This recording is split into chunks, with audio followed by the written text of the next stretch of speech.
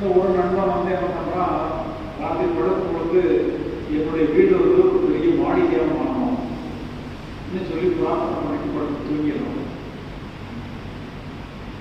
காலையில் எழுதி பார்த்தோன்னா அவங்க குடிசை வீடு வந்து பெரிய வாடிக்கையாக இருக்கு.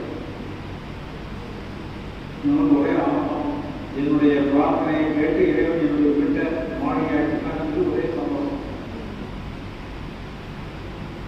ஆனால் அந்த சந்தோஷம் எவ்வளோ நேரம் நீடிக்குதுன்னா பக்கத்து எட்டி பார்க்குற வரைக்கும் தான் நீடிக்குது.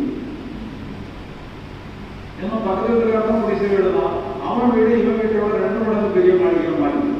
ஏன்னா அந்த அந்த பிளஸிங்ஸ் படி பக்கத்தில் இருக்கிறவங்க 2 மடங்கு கிடைக்கும். அதே மாதிரி பக்கத்தில் இருக்கிறவனுடைய மாளிகை வந்து 2 மடங்கு. அவன் பக்கத்தில் இருக்கிறவங்க ஒரே கூட்டால் போடலாம், என்னுடைய பக்திக்கு வச்சு இறைவன் எனக்கு பெரிய மாளிகையாக கொடுத்துதான் சொல்லி அவங்க கூட்டால் போட்டுட்டு இருக்காங்க. இவனுக்கு ஒன்றும் போடலை. என்னடா கஷ்டப்பட்டு பலத்தை வாங்கணும்னா பல நம்பிக்கையோட பக்கத்தில் இருக்காருன்னு சொல்லி உங்க வயிறு இருக்கு. சரி போகலாம் பலம் கொஞ்சம் வாங்கிக்கலாம்.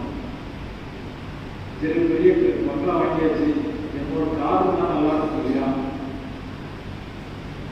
ஆனால் அன்னைக்கு படுத்தும்போது பிரார்த்தனை ஒரு பிராண்ட் நியூ கார் வேணும் அப்படின்னு சொல்லி பிரார்த்தனை பண்ணிட்டு படுக்கலாம்.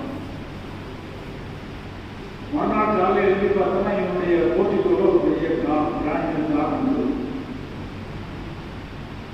இவன் அறியாமலே கண்ணு வந்து பக்கத்து தேடி வருது. பக்கத்துல வந்து 2 கார் இருக்குது. இவனுக்கு ஒரு கார், பக்கத்து காருக்கு 2.